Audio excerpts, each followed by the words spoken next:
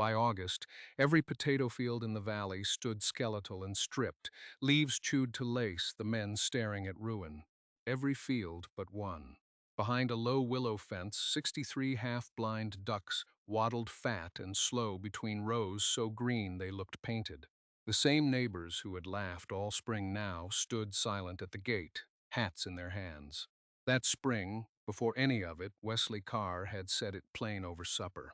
A thing don't have to be pretty to be worth keeping. It only has to be good at the one thing nobody else can do. His wife, Junie, had smiled at him across the lamp.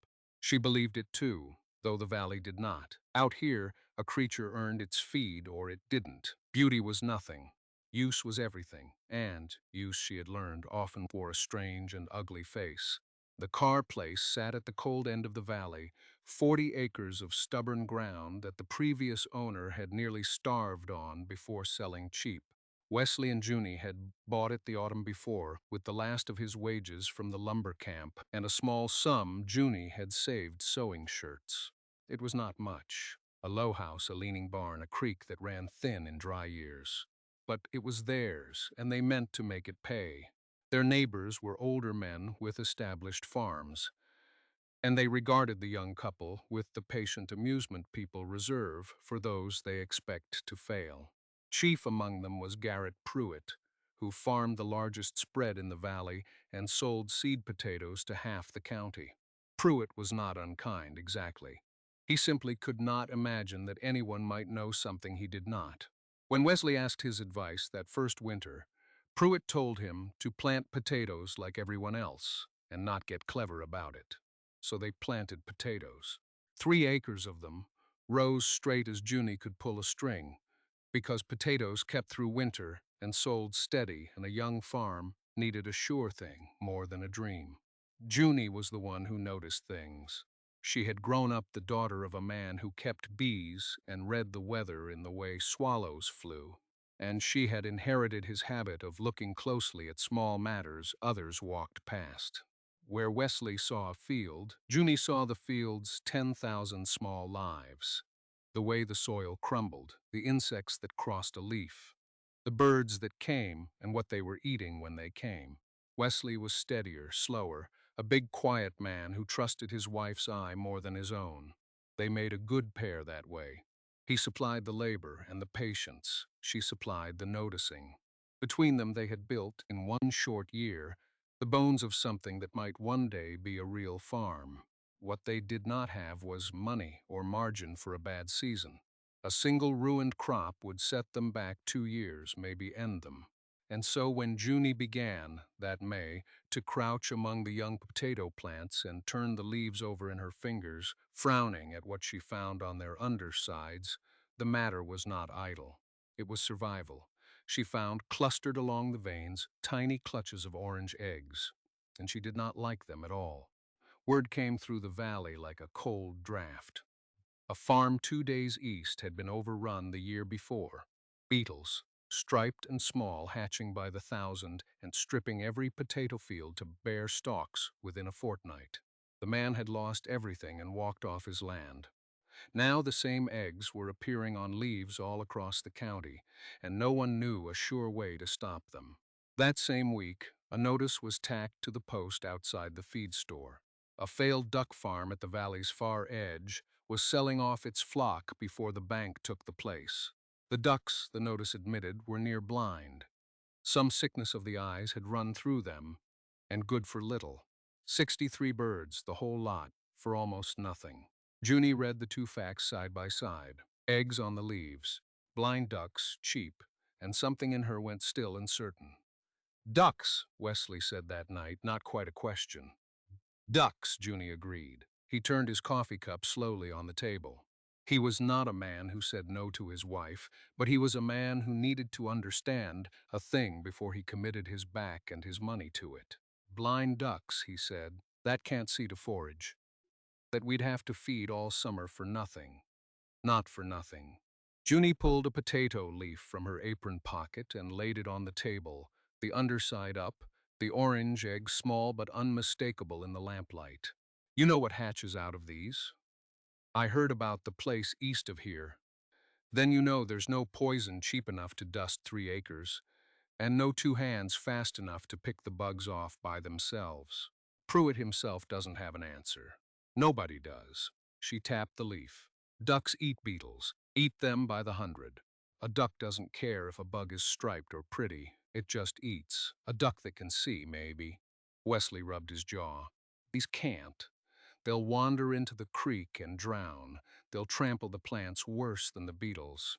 They'll stray off, and the foxes'll have them. It was a fair worry, and Junie had already chewed on it for 2 days. That's the part that makes them cheap, she said. And that's the part I think we can fix. A duck that can't see far won't wander far. It stays close to what's right under its nose. If we make the close-by part of the field exactly where we need it, between the rows, right at the plants, then a blind duck is better than a seeing one. It won't go roaming. It'll work the ground it's standing on. Wesley was quiet a long moment. He could feel the shape of the idea, the way you feel the grain in a board before the saw confirms it. But he could also feel the laughter waiting at the fence line. The whole valley will think we've lost our minds, he said. The whole valley thought we'd lost our minds buying this place. That's not comfort, Junie. No, she admitted and reached across the table to put her hand over his. But if those eggs hatch and we've done nothing, we lose the crop, we lose the year, maybe the farm. I'd rather look foolish and keep the farm than look sensible and lose it. She held his eyes. 63 ducks. Almost free. If I'm wrong, we've spent next to nothing. If I'm right, we save everything. Wesley looked at the leaf a long time. Then he looked at his wife. All right, he said. They went the next morning, the wagon rattling out to the failed farm at the valley's edge. The ducks were worse than the notice had let on, dull-feathered, clumsy, bumping into fence posts, tilting their heads at sounds they could not place. The man selling them would barely meet their eyes, ashamed of the sorry lot. Wesley counted out the small handful of coins. They loaded the birds into slatted crates, 63 of them murmuring and shuffling, and drove home with the strangest cargo the valley had seen. By the time they turned up their own lane, 2 neighbors had already spotted the load and stopped to stare. Junie lifted her chin and did not explain. The thing was begun now. There was no road back to before. It was Junie's father who'd given her the way of seeing that made all this possible, though he'd been gone 3 years now. He had kept bees, and he used to set her on his knee and say that most folks looked at the world to be done with looking. A glance, a name, move on. But you, he'd tell her, you look to find something. He taught her that the answer to a hard problem was almost always sitting in plain view, ignored because it was humble or homely or strange. She thought of him often that spring, turning leaves over in her hands the way he once had. The first job was to build a world a blind duck could succeed in. Junie had thought it through in the dark for 2 nights running, and now she walked the potato field with Wesley, laying it out. The trouble with the ducks, she explained, was not that they were useless. It was that they were useless when left to wander. A blind bird in an open field was a lost bird. But a blind bird in a narrow space, where everything it needed was within a step or two of its bill, was a different creature entirely. It would work that narrow space all day, snapping at whatever stirred, because it had nowhere else to go and nothing else to do. So we don't let them have the whole field, she said. We give them lanes, one between every couple of rows, just wide enough for a duck, and walled so they can't drift. Wesley saw it at once, the carpenter in him already measuring. They had no money for lumber, but a farm accumulates discards the way a creek gathers driftwood, and they put all of it to use. There were scrap boards behind the barn, gray and warped, but sound enough laid on edge. There was a stand of willow down by the creek, and Wesley cut armloads of the long supple withes while Junie wove them into low fences, the way her father had once shown her to weave a hive skep. There were old barrel hoops rusting in a pile, and these they worked into the bends and corners, bending the willow around them to hold a shape. It was slow work, and it filled the better part of 2 weeks. They rose before light and worked until they could no longer see, and the fields slowly filled with a strange architecture, shallow lanes running the length of the rows, knee-high walls of board and woven willow, the whole thing looking less like a farm than like some patient child's enormous game laid out in the dirt. The lanes were narrow enough that a duck set down in one could not turn around easily and could not climb out at all. It could only walk forward, nose to the ground, through a corridor that ran directly along the base of the potato plants, exactly where the beetle eggs were laid, exactly where the young beetles would crawl when they hatched. Junie added refinements as they went. At intervals, she sank shallow pans of water into the lanes, dug level with the ground, so the ducks could drink and rinse their bills without straying to the creek. She angled the lanes so they all drained the same way after rain. She left gaps at the ends, closed with little gates of hoop and willow, so the birds could be moved from lane to lane or let out to the pen at night. When the lanes were ready, they brought the ducks. This was the part Junie had worried over most, and the first hour nearly broke her nerve. The birds, set loose into the lanes, did exactly what she had feared, bumped the walls, sat down in confusion, complained loudly. A few pressed their breasts to the willow and pushed as though they might walk through it. Wesley watched with his arms folded and said nothing, which was his way of not saying "I told you so." But Junie had spent her childhood watching creatures learn, and she knew the difference between a thing that cannot be done and a thing that merely takes time. She walked the lanes slowly, scattering a little grain ahead of each bird, drawing it forward. A duck that cannot see far still has a fine nose and quick ears, and these ducks, once they understood that good things lay just ahead at ground level, began to move. One by one they put their bills down and started forward, snuffling along the dirt, and the snuffling was the whole point. By the end of the first day, the ducks had stopped fighting the walls. By the end of the third, they had learned the lanes so thoroughly that they walked them like familiar halls, turning at the gates, finding the water pans, settling at dusk where Wesley funneled them into the pen. They could not see the world, but they had learned this small one entirely. And within it they were not clumsy at all. They were sure. Junie stood at the field's edge that third evening and watched 63 half-blind ducks moving steadily up and down the lanes, bills to the earth, working the very ground where the trouble would come. It looked absurd. It looked, she would admit, completely ridiculous.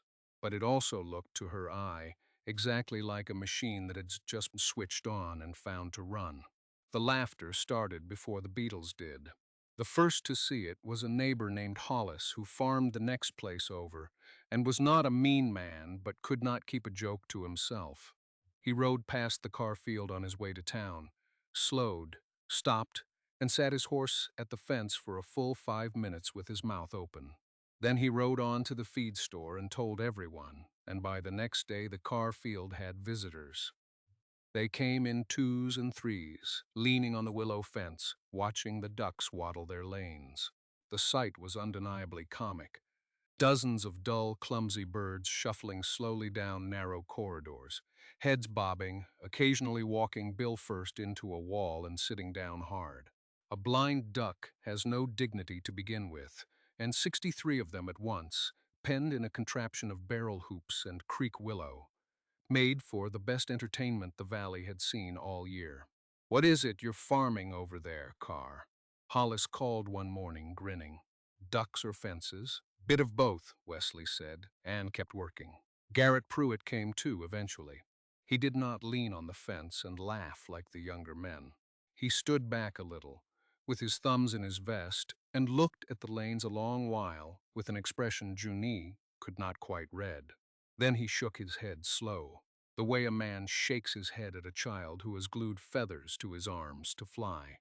"You spent good money on blind ducks," he said. "It was not a question." "Spent very little money on them," Junie said. "That was rather the point." "And built all this." He nodded at the lanes. "All this work. For birds that can't see their own feet." He let out a breath through his nose. "There's a right way to farm potatoes, and your husband knows it because I told him myself.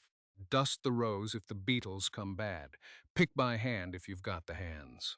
This, he gestured, this is a circus, not a farm. It may be, Junie allowed. We'll know by August. Pruitt looked at her, and something flickered behind his eyes. Not quite respect, but the wariness a settled man feels toward someone who refuses to be embarrassed. August, he said, and rode off. It stung, all of it, more than Junie let show. There is a particular loneliness in being laughed at by everyone you know, in working yourself to exhaustion at a thing the whole world has agreed is foolish. Some evenings she lay awake, running the logic again, checking it like a sum she feared she'd added wrong. Beetles eat potato leaves. Ducks eat beetles. Blind ducks, confined where the beetles will eat them where they hatch. It was sound. She knew it was sound. But sound reasoning is a thin blanket on a cold night when 63 witnesses to your folly are quacking in the yard, and the whole valley calls your farm the circus. Wesley felt it too, though he carried it differently. He simply put his head down and worked, mending a lane wall here, deepening a water pan there, and when a neighbor called something over the fence, he answered easy and mild and never rose to it. But Junie saw how his jaw set when the wagons rolled past, and she knew the patience was a thing he was choosing, not a thing he had to spare. They kept on. They tended the ducks morning and night, moving them lane to lane so no stretch of field went unworked. They learned the birds' ways, which ones led and which followed, which would come to a particular whistle, which sat down and sulked if moved too soon after eating. The ducks, for their part, grew sleek and content on the steady forage, and the grain Junie scattered, and they began to lay. Eggs appeared in the corners of the pen each morning, more than the two of them could eat, and Junie set the extra in straw and traded them in town. It was not much, but it was the first money the strange experiment had returned, and it meant the birds were no longer pure cost. Still, the real test had not come. The eggs on the leaves had not yet hatched. The fields stood green and whole, the ducks worked their lanes, the neighbors laughed, and the whole valley waited. Some idly, some hopefully, all certain, for the young cars to be proven fools. Junie turned a leaf over every single morning. The clutches of orange were darkening now, the tiny lives inside them coming on. She counted the days the way her father had taught her to count toward a swarm. Soon, she thought. Soon we will all find out together. She was not afraid, but she was very, very ready. They hatched all at once the way her father had said such things do. Junie went out one warm morning and the underside of every leaf was alive. Tiny soft-bodied larvae just emerged, beginning their slow climb up the stalks to feed. By noon, the first of them had reached the leaves and begun to chew. It was the moment the whole county had been waiting for, the moment the beetles took the field. Except in the car field, the ducks were already there, already low, already snuffling. A larva that hatched and dropped to the dirt or crawled the base of a stalk met a bill. Junie stood and watched a duck work 6 inches of row and clear it of every moving thing. It was working. It was actually working. For a few days, Junie let herself believe it was one. Then the trouble began to crowd in from every side at once, the way trouble does when it has been waiting. The first enemy was the beetle's own numbers.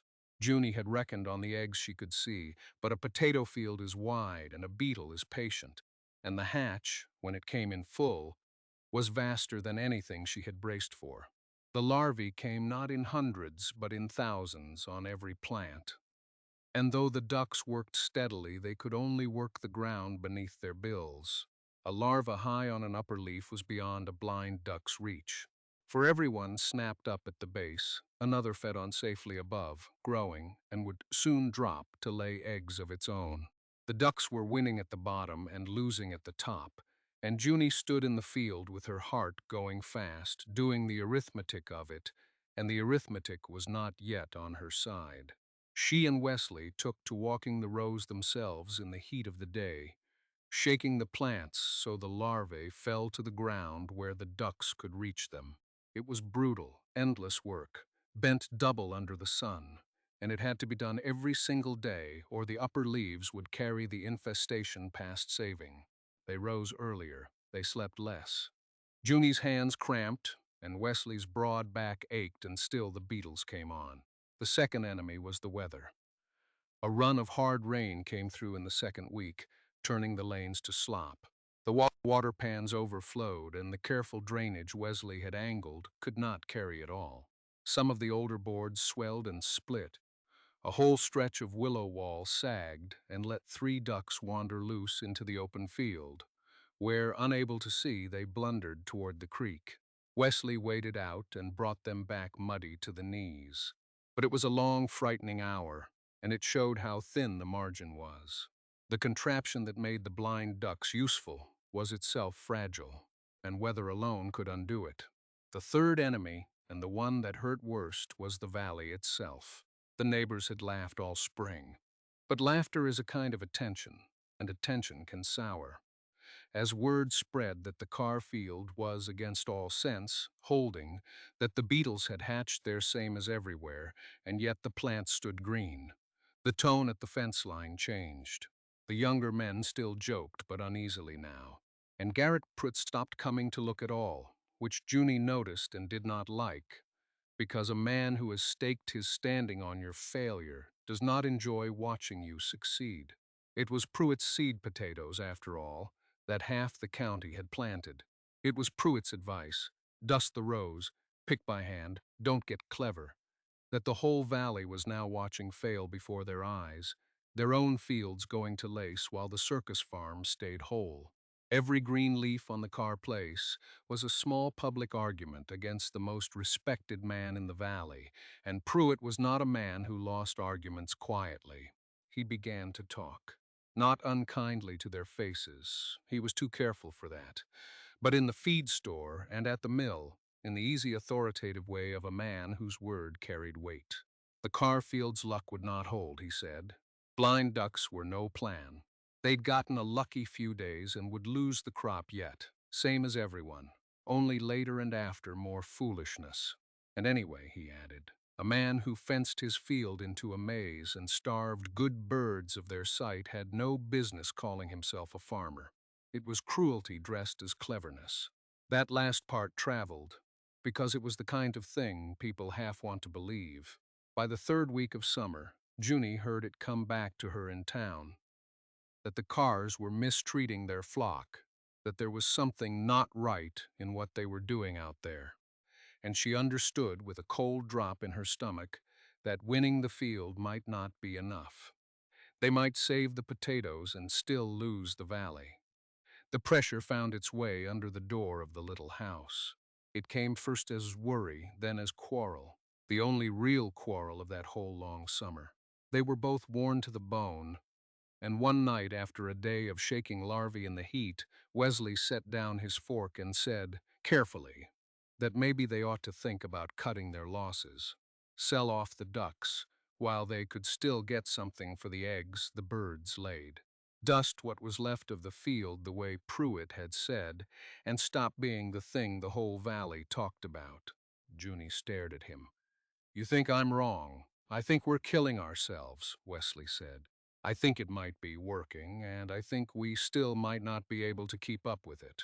And I think— He stopped and made himself go on. I think I'm tired of folks saying we're cruel. That one I didn't reckon on. That one's hard. It was hard. It was the hardest part, because it was the one charge that was not true and could not be argued against, since the people repeating it had decided not to come and see. Junie felt tears come up hot and pushed them down. We are not cruel to those birds, she said low. Those birds are fatter and safer than they've been in their lives. Anyone could come and look. Nobody will, because they'd rather believe Pruitt. I know, Wesley said. I know it. I'm only telling you what's being said and what it's costing. He rubbed his face. I trust your eye, Junie. I've trusted it since the day I met you, but I need to know you've still got it, that you're not just digging in because they laughed. That stung worse than anything the valley had said, because there was a sliver of fairness in it. Junie sat with it. Was she being stubborn? Was she keeping on out of spite, out of the need to be proven right, past the point where sense said stop? She made herself look at it honestly, the way her father had taught her to look at a hard thing straight rather than around. "Come with me," she said finally, and rose, and took the lamp. They went out into the warm dark to the field. Junie walked him down a lane, holding the light low, and turned over leaf after leaf. "Look," she said. "Look at the base of these plants. Clean. The ducks have it clean. The trouble's all up top now, and the up top is what we're shaking down each day." She moved the lamp. 3 weeks ago, there were eggs on every leaf, top and bottom. Now there's none below. We are winning it, Wesley. Slow and hard and barely. But we're winning the bottom and gaining on the top. Another 10 days and the worst of the hatch is past, and there's nothing left to feed them. We just have to last 10 more days. Wesley looked a long time, turning leaves himself in the lamplight, his big, careful hands gentle on the plants. Junie watched him do the arithmetic she had been doing for weeks, watched him find the same answer. 10 days, he said. 10 days, he blew out a slow breath. Then we last 10 days. He looked at her and the quarrel went out of him, all at once, the way weather breaks. "I'm sorry. I shouldn't have said sell. I was tired and I let them in my head." "You're allowed to be tired," she said. "Just don't be tired and quit. Be tired and keep on." They stood together in the duck-smelling dark, the lamp throwing their two shadows long across the green rows, and somewhere down the lane a bird stirred and snuffled in its sleep. They had not won. The Beetles were not beaten. The valley still talked, and Pruitt still smiled his careful smile in the feed store, and 10 days of bent-back labor stood between them and proof. But they were together again, pointed the same way, and that, Junie thought, taking her husband's tired hand, was the only thing she had truly been afraid of losing, the field they could fight for. Each other she could not have done without. On the 8th day, the foxes came. Something got into the pen in the night. A fox by the prints, drawn by the easy promise of birds that could not see it coming. By the gray light of morning, Junie found the pen gate torn loose, and the flock scattered in panic across the wet field, blind and bawling, blundering every direction at once. Some had gone into the lanes and jammed there. Some had reached the open and stood lost. Worst of all, in the chaos, a long stretch of willow wall had been trampled flat, and the careful lanes, the whole engine of the thing, lay broken open across a third of the field. 2 days from the finish, and the machine they'd built lay in pieces. Junie sat down right there in the mud and could not for a moment get up. It was not the loss of a bird or two. They found, counting later, that the fox had taken only one and frightened the rest.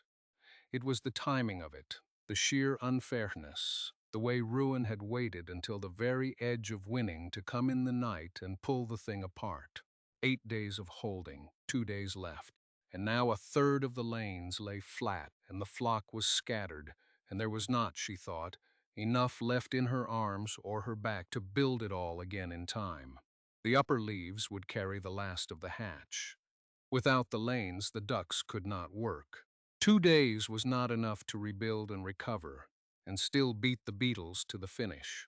They had come all this way to lose it at the door. She thought of her father then, hard. Thought of him saying, the answer was always sitting in plain view, humble and ignored. She had believed that. She had staked the whole farm on it, and it had been true the ducks had worked.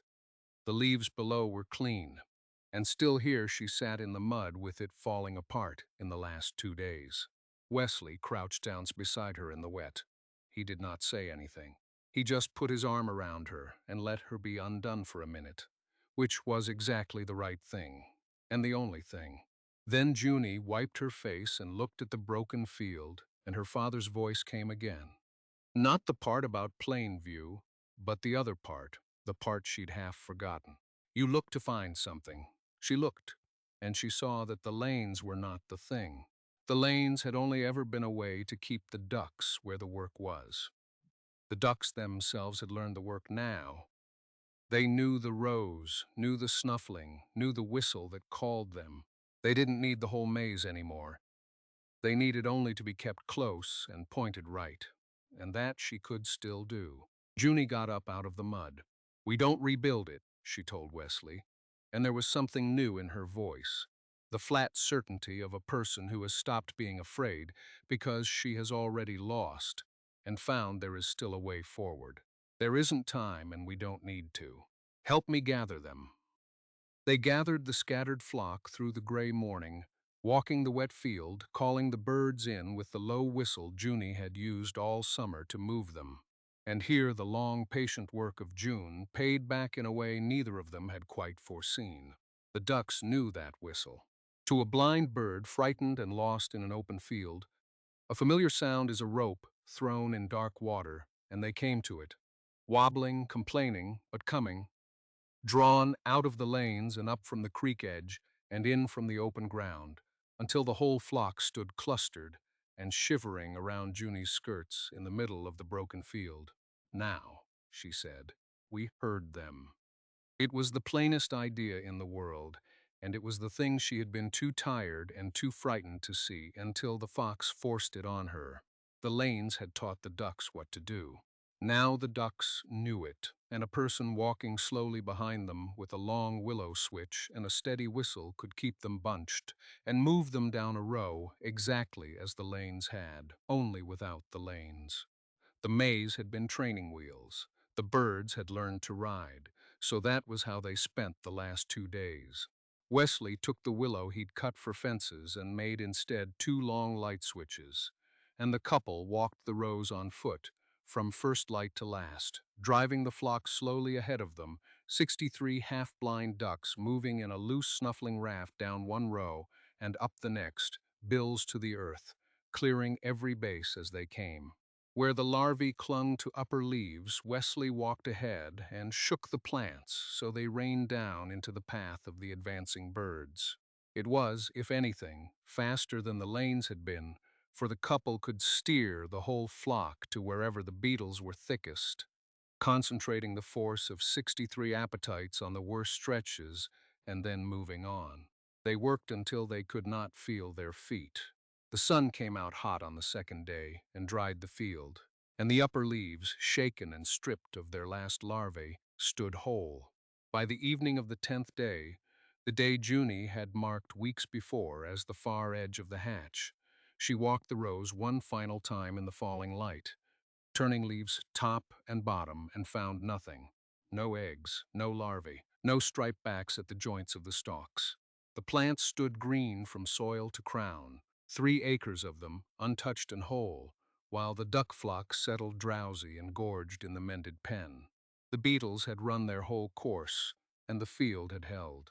It was Garrett Pruitt, in the end, who made it public, though he did not mean to. The county fair fell in late August that year, as it always did, and the talk there was all of the Beetles. Field after field had gone to ruin. Men stood about with the stunned look of those who have done everything they know how to do and watched it fail anyway. Pruitt's own fields had been hit as hard as any, and his standing, built on selling the seed and giving the advice that had not worked, had taken a quiet blow he could feel. And then someone said it, that the car place, the circus, the blind ducks, had come through whole, not half saved. Whole, 3 acres green in a valley of ruin. The men did not believe it. So they did the thing they should have done all summer, the thing Junie had begged them to do. They went and looked. A whole crowd of them rode out from the fair to the cold end of the valley and stood at the willow fence, and there it was, plain and undeniable in the afternoon sun. The green field, the fat content flock, the only standing potato crop for miles. For a long moment nobody said anything.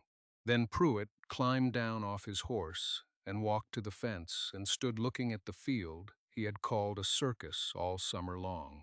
Junie came out and stood on her side of it, mud to her elbows, too tired to be triumphant. "I owe you an apology, Mrs. Carr," Pruitt said at last, and to his credit he said it loud enough for the crowd to hear, in the same authoritative voice he had used all summer to doubt her. "I called this a circus. I said you were cruel to the birds and clever for nothing." He looked at the sleek, settled flock, and then at the green rows running clean to the fence.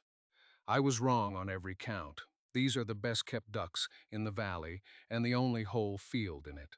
You saw a thing the rest of us walked past. He took off his hat. And I told the whole county otherwise. I'll be telling them this now, just as loud. He did too. By the next spring half, the valley wanted blind ducks and a maze of willow lanes, and Junie spent the slow part of the winter explaining the trick of it to the same men who had laughed her down. The lanes, the training, the whistle, the steady herding when the lanes broke. She did not gloat.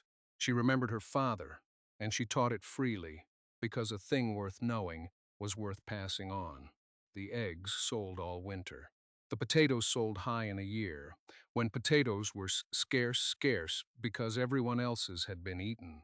And the cars got the best price the valley had seen in a decade for the only crop that came through. They paid off what they owed on the place and had enough left to buy lumber, real lumber, to build proper lanes for the next year, and a tighter pen the foxes could not breach.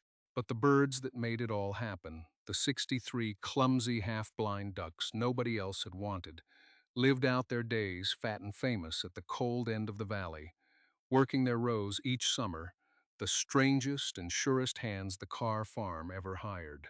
The following spring, Junie stood at the fence in the early light with a child of the valley beside her.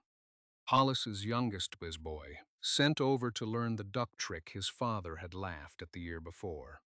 The lanes ran fresh and straight down the green rows, proper lumber now, and the flock moved through them snuffling and sure. They can't hardly see, the boys said, doubtful, the way the whole valley had once been doubtful. No, Junie agreed, watching her ducks work the ground no one else could. They can't see far at all. She smiled and put a hand on the boy's shoulder and gave him her father's words to carry forward.